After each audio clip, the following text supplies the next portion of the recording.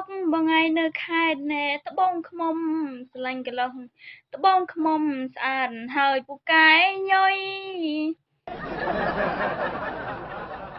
ជុំចាយនេះនិយាយមកគ្មានអនាម័យសោះហើយមកស្រឡាញ់ក្រុមសាមកុកអីណាមើលអាសមុំសេរីចេញតែមកទៅ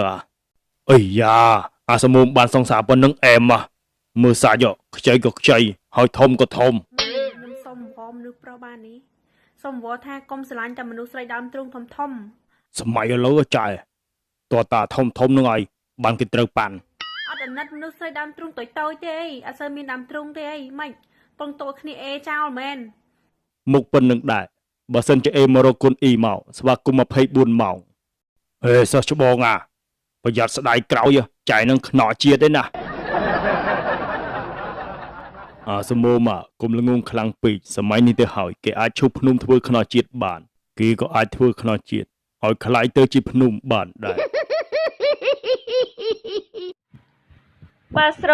ឡាញ់អូនចេញប៉ុន្មានក្បាច់រូបអូនខំគេមិនស្នេហ៍ទេប្រុសក្បាច់បន្តិចបើរកអ្នកចេះក្បាច់នៅក្រុមសាមកុកនេះមានតែអាសមុំទេក្បាច់ពេញខ្លួនត្រូវឲ្យក្បាច់អីក៏ចេះដែរក្តាមតោងលាយអង្ក្រងតោងវ៉ជាពិសេសក្បាច់ឈូសទឹកកក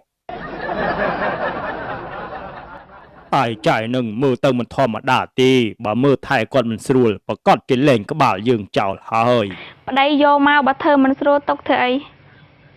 ដូរចេញរកថ្មីទៀតរកក្រុមបងសាមកុកម្ដងបើយ៉ាងនឹងនៅពឹងអីទៀតប្រកាសជាមកក្រុមសាមកុកប្តីចឯងទាំងអស់ហើយតែសម្រាប់ខ្ញុំវិញសូមដកខ្លួនហើយចែនឹងមើលទៅតតែអាសមុំទើបសមគ្នា